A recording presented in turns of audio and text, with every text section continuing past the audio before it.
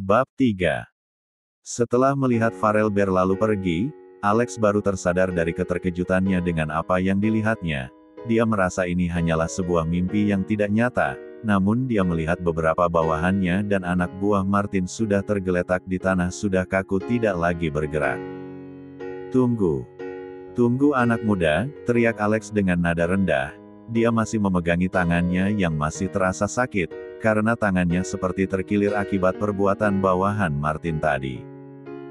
Farel menghentikan langkahnya, kemudian dia berbalik menatap Alex yang berjalan tergopoh-gopoh. Farel menyipitkan kedua matanya. "Apakah Anda memanggil saya?" tanya Farel dengan penasaran sambil menghujuk dirinya sendiri. Iya anak muda, saya ingin berterima kasih kepadamu, karena sudah menyelamatkan hidup saya," ujar Alex singkat. Farel mengerutkan keningnya menatap Alex, kemudian dia berkata, "Maaf Tuan, saya rasa, saya tidak melakukannya, saya hanya memberi pelajaran kepada Martin itu, yang sudah mengganggu ketenanganku." Tidak anak muda, Martin tadi berniat untuk melenyapkanku, karena saya tidak menandatangani kontrak pengalihan perusahaan saya atas namanya, kata Alex dengan jujur. "Oh, ternyata begitu? Itu kebetulan saja Tuan, anggap saja itu bantuan kecil," jawab Farel enteng, karena dia memang merasa dia tidak menolong orang tua yang berada di hadapannya saat ini. "Sebaiknya Tuan pergi, biar kondisi Tuan menjadi lebih baik," kata Farel datar sambil mengibaskan tangannya mempersilahkan Alex untuk pergi. "Baik, terima kasih anak muda, kalau begitu saya permisi," jawab Alex sambil membungkuk undur diri dari hadapan Farel. "Tunggu," ucap Farel sambil mengangkat tangannya. Sontak saja Alex berhenti dan langsung memutar badannya melihat Farel. "Kenapa anak muda? Apakah ada yang salah dengan saya?" tanya Alex dengan penuh pertanyaan. Dia merasa heran kenapa tiba-tiba Farel menahannya. "Sepertinya, Tuan ini memiliki penyakit dalam yang sulit disembuhkan," ungkap Farel dengan menatap Alex dari ujung kaki sampai ujung kaki. Alex langsung merasa terkejut dengan pernyataan Farel barusan, dia merasa percaya dan tidak percaya dengan pernyataan tersebut. Kenapa anak muda berkata seperti itu? Apakah anak muda mampu memindai penyakit orang juga? Tanyanya lebih lanjut. Saya bukan hanya memindai, tapi saya juga mampu mengobati secara tradisional, jawab Farel dengan biasa saja. "Maaf anak muda, saya memang punya penyakit dalam, tapi 2 hari yang lalu saya sudah menjalankan operasi, dan kata dokter penyakit saya sudah dinyatakan sembuh," kata Alex dengan penuh tanda tanya. "Iya memang benar. Biarkan saya memberitahu Anda Tuan, Anda ini memiliki penyakit pembengkakan hati, dan sudah stadium lanjut, dan sudah terjadi pembekuan darah di atas ulu hati, sehingga sulit untuk dilakukan pengobatan, meski Anda sudah dioperasi, namun karena pembekuan darah tepat berada di atas ulu hati Anda, tidak akan terlihat oleh scan dan tentu saja itu tidak bisa sembuh, kecuali hati Anda dicangkok untuk melepas darah yang sudah terlanjut membeku," ucap Farel menjelaskan. Farel berjalan mendekati Alex, kemudian dia menyentuh tepat di ulu hati Alex. "Apakah ini masih terasa nyeri?" tanya Farel dengan sedikit menekan di atas ulu hati. "Iya anak muda, masih terasa nyeri, tapi bukankah ini efek dari operasi ini?" tanya Alex dengan singkat. Farel menggelengkan kepalanya. Bukankah garis operasi di bawah ini? Lalu kenapa yang sakit di sini?" tunjuk Farel dengan memberi penjelasan. Alex hanya bisa menganggukkan kepalanya, dipercaya dengan pernyataan dari anak bocah di hadapannya ini. Farel menyentuh bagian luka di badan Alex. Farel mengerahkan tenaga ki-nya yang membuat tubuh Alex sedikit gemetaran. Setelah selesai menyuntikkan energi ki-nya, Farel menarik tangannya dan menatap lekat wajah Alex. "Luka operasi Tuan memang sudah sembuh, hanya tinggal penyembuhan total.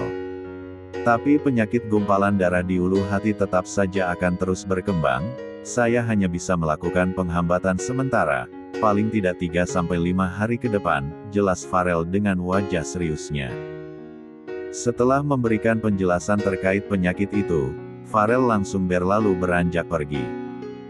Namun belum dia melangkahkan kakinya, Alex sudah menghentikan langkahnya. Tunggu dulu anak muda, saya merasa kekuatanku bertambah setelah kau menyentuhku barusan. Bukankah kau tahu tentang penyakitku ini? Tentu saja pasti kau tahu tentang obatnya. Saya akan mengabulkan apa yang kau minta anak muda, tolong. Tolonglah saya anak muda, ujar Alex. Baiklah karena Tuan sudah memaksa, saya akan datang 3 hari ke rumah Tuan. Tolong berikan saya identitas Tuan, jawab Farel dengan datar. Iya baik anak muda, Alex mengeluarkan kartu identitasnya. Sekalian dia mengeluarkan satu kartu ATM yang berwarna hitam. Ini anak muda terimalah, ini kartu nama saya, dan ini ada sedikit tabungan saya. Maaf isinya tidak terlalu besar, saya harap anak muda bisa menerimanya, ucap Alex dengan menyerahkan kartu di tangan Farel sambil menundukkan kepalanya.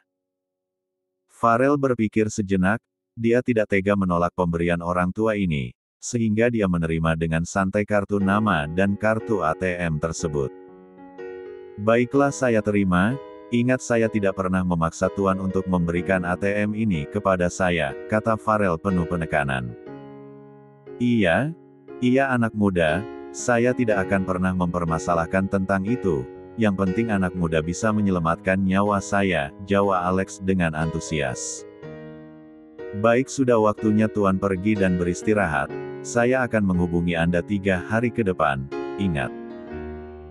Jangan keluar rumah dan banyak pergerakan sebelum saya mengobati Anda, peringat Farel dengan tegas. Baik anak muda, saya akan patuh akan hal itu, jawab Alex singkat. Setelah mengatakan hal itu, Farel langsung menghilanda dari hadapan Alex bagaikan hembusan angin di siang bolong. Alex hanya menghela nafas panjang, dan menggelengkan kepalanya ketika dia sudah tidak melihat Farel hanya dalam hitungan detik. Farel sudah sampai di tempatnya beristirahat, dia melihat kartu identitas yang berada di kantong celananya. Alex Deli Sitanggang, gumamnya berbisik. Alex Deli Sitanggang adalah direktur perusahaan Deli KSI Company, yang bergerak di bidang pertanian kelapa sawit. Perusahaan Deli KSI Company di bawah naungan BUMN, dan memiliki puluhan cabang di seluruh kota di Indonesia dan Malaysia. Pagi hari, di sebuah toko perbelanjaan, Farel berjalan dengan santai sambil tangan di saku celananya. Dia berjalan menuju toko handphone. Maaf Tuan, di sini tidak dilarang pengemis. Kalau mau mengemis sana noh, di pinggir jalan raya, hardik seorang pelayan toko dengan arogannya. Farel hanya bisa menautkan keningnya ketika dia mendengar pernyataan dari penjaga toko. Farel melihat sekujur badannya, dia baru mengerti bahwa penampilannya saat ini bagaikan seorang pengemis jalanan yang berumur ratusan tahun. Lalu kenapa kalau pengemis? Apakah tidak boleh melakukan belanja di tempat ini? Tanya Farel dengan tatapan tajamnya. Pelayan toko yang menatap Farel, tubuhnya sedikit gemetar melihat tatapan tajam yang seakan membunuh dari Farel. Dia seolah dihantui oleh roh kegelapan. Tapi, apakah pengemis seperti dirimu mampu membeli 1 unit saja handphone di toko ini? Hufet, ada-ada saja, pengemis kok bergaya, ketusnya dengan nada mengejek. Farel hanya bisa menggelengkan kepalanya, dia kemudian menyuruh pelayan yang lain untuk mengambil HP yang bermerek Apple. Tolong berikan saya 1, ucapannya dengan menghunjuk 1 unit HP mereka buah itu. Pelayan toko langsung bergerak mengambil 1 unit HP yang berlogo Apple tersebut, namun belum sempat memberikannya kepada Farel, pelayan yang sok cantik dan arogan tadi menahan pergelanga tangan temannya. Apakah kamu mau cari mati? Bagaimana kalau dia merusak HP tersebut? Apakah gajimu dalam sebulan mampu untuk menebusnya? Bentak pelayan toko yang arogan itu. Tapi, dia mau membelinya, Kenapa kita tidak boleh memberikan padanya, jawaban pelayan yang satu itu. Ais, kau ini memang tidak bisa menebak. Apakah kau tidak lihat penampilannya itu yang sangat jelek? Apa menurutmu dia mampu membeli HP itu? Jangankan dia membeli HP-nya, membeli casingnya saja saya rasa dia tidak mampu beli, ketus pelayan arogan itu. Ah, terlalu payah, buang-buang waktuku saja, gerutu Farel dengan sangat kesal. Farel langsung mengeluarkan kartu hitam perak miliknya, pemberian dari Martin Calvin Sidabutar semalam, sehingga tanpa sadar pelayan toko melirik kartu tersebut dan membelalakan matanya. Ini kartu saya, cepat. Selesaikan pembeliannya, saya sangat buru-buru sekarang, ucap Farel dengan suara dinginnya. Berlagak sok punya kartu kau rupanya, palingan kartu yang tidak berguna kau pungut dari tempat sampah, lalu kau membawanya ke sini dengan perasaan pamer, kau dasar pengemis tak tahu malu, cepat. Kau pergi dari tempat, atau saya panggil satpam untuk mengusirmu, ujar pelayan arogan itu dengan sok hebatnya, sambil dia melemparkan kartu hitam perak itu ke arah Farel.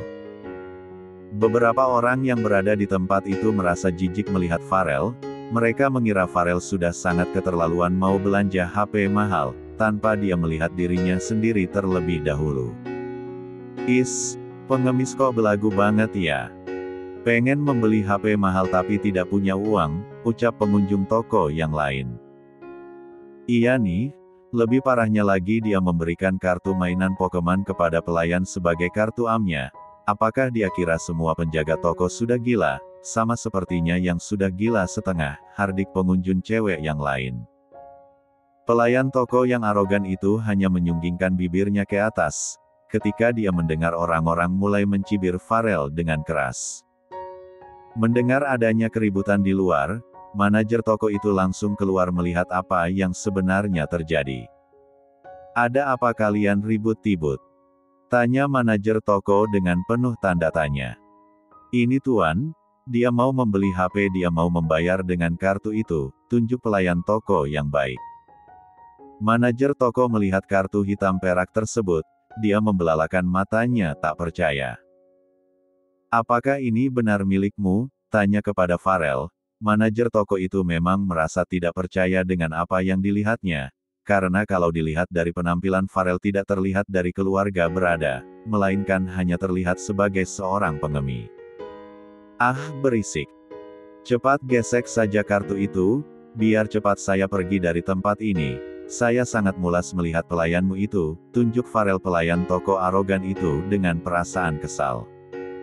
Tanpa menunggu lama Mangaer langsung menggesekkan kartu itu ke brilingnya, dan benar saja terdengar suara, dip. Apa saya tidak salah mendengar, kata seseorang pengunjung toko yang lain. Bab 4. Pelayan toko yang arogan itu hanya bisa membolakan matanya tanpa berkedip, dia bagai tersambar petir di siang bolong. Itu bohong.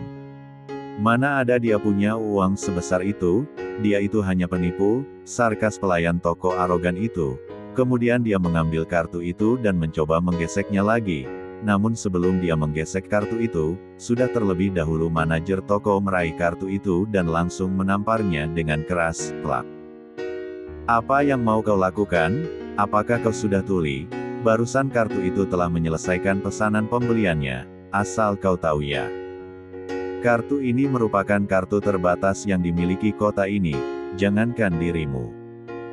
Seluruh kota Delhi Serdang bisa dibeli dengan uang yang ada di kartu ini, apakah kau paham? Cepat kau minta maaf kepada tuan ini, teriak manajer kepada pelayan toko yang arogan.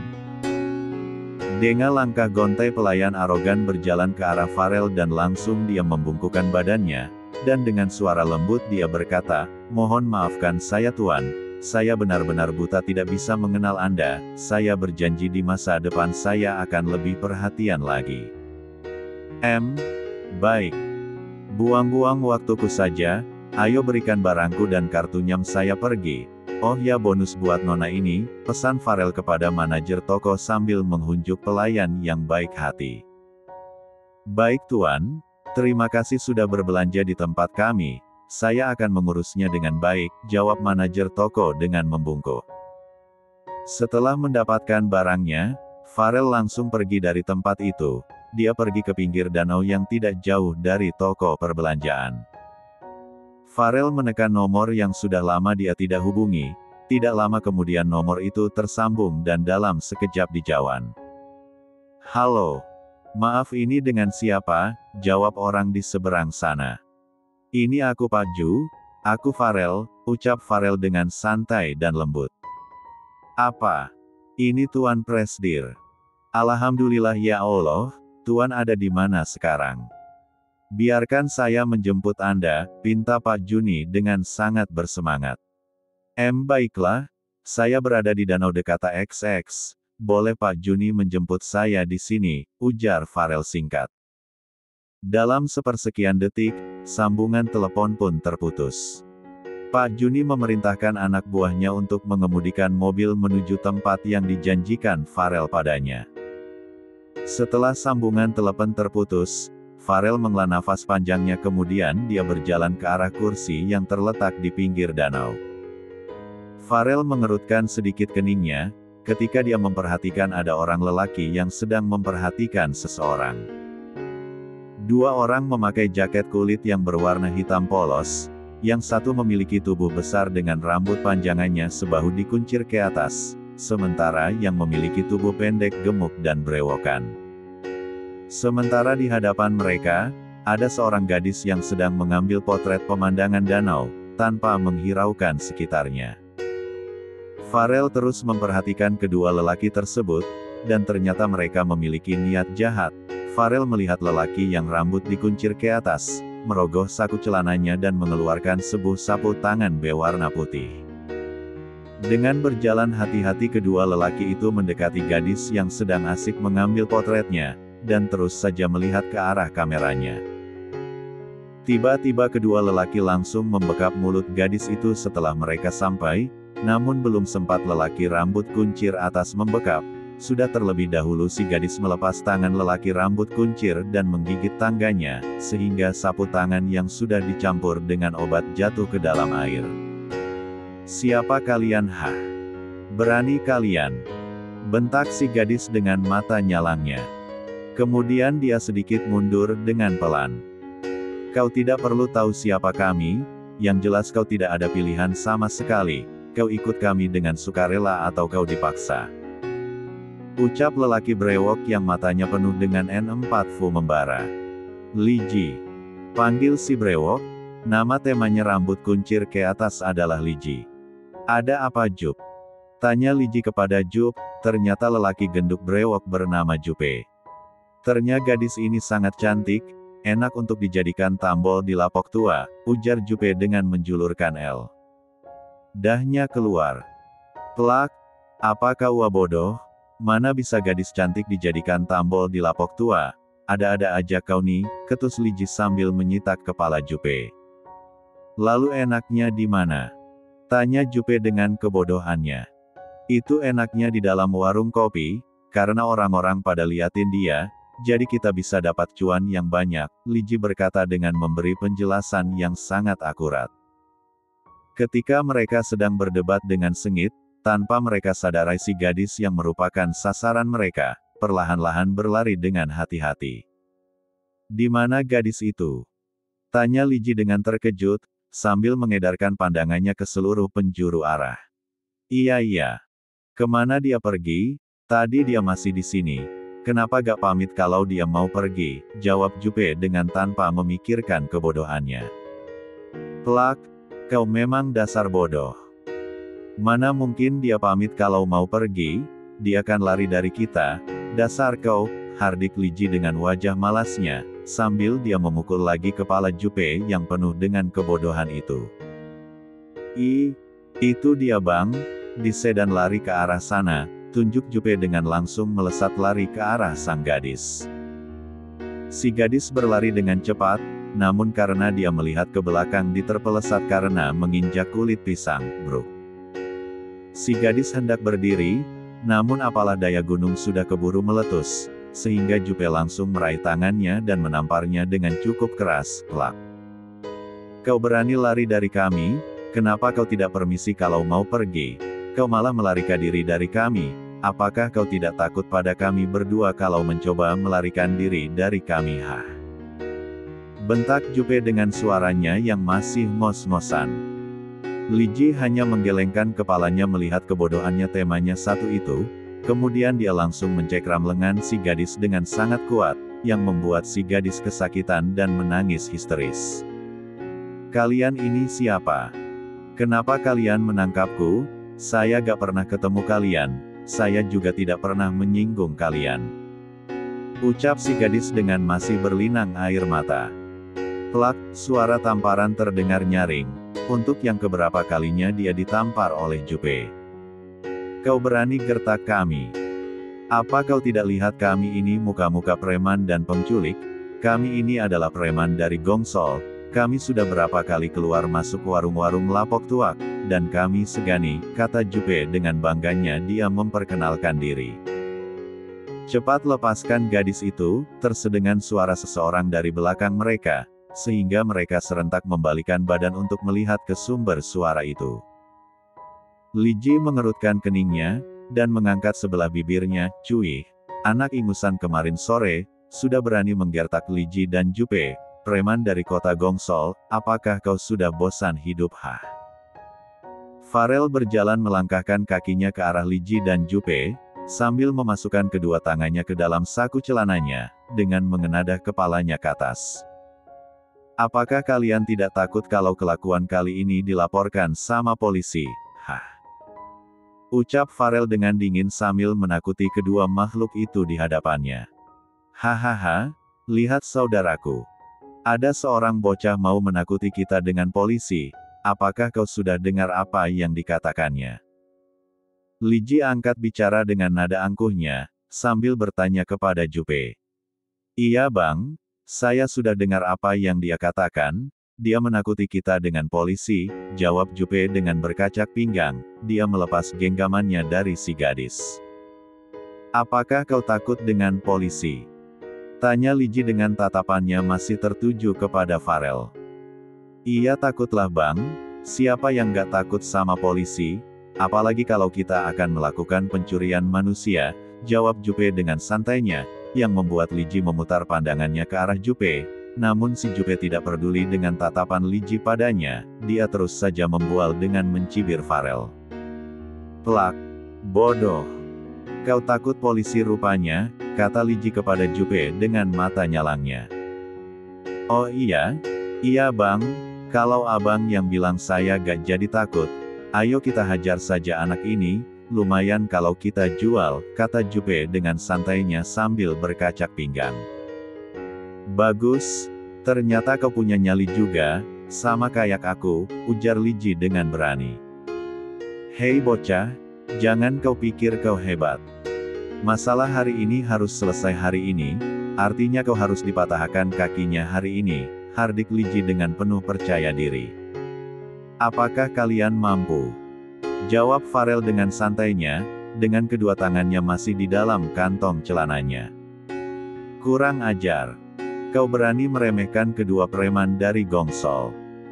Kau rasakan ini, teriak Jupe dengan amarahnya dia langsung melesat ke arah Farel, yang membuat Farel memasangkan kuda-kuda bertarungnya dengan mengangkat kaki kanannya ke belakang.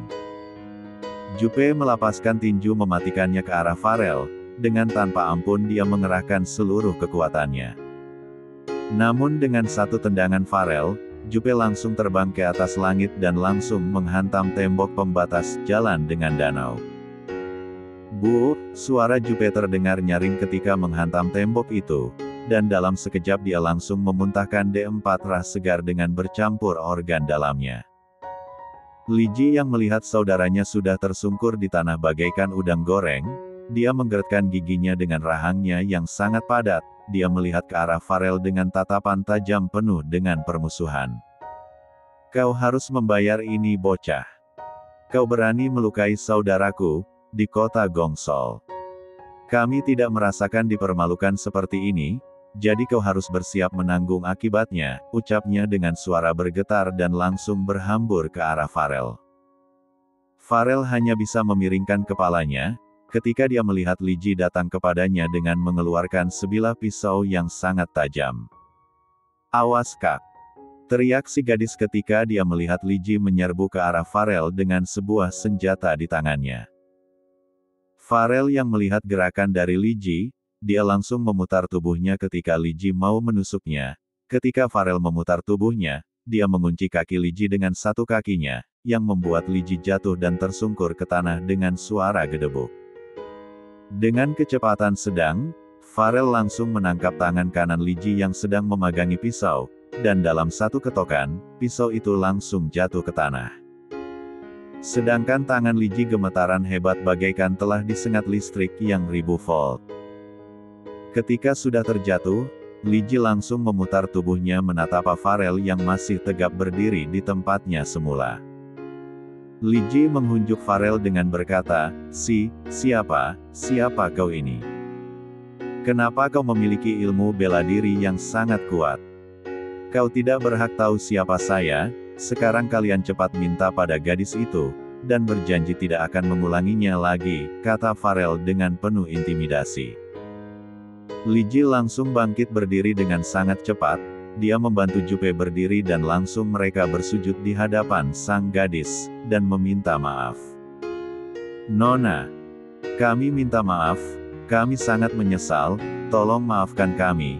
Kami berjanji di masa depan kami tidak akan mengulanginya lagi," kata Li Ji dan Jupe bersamaan.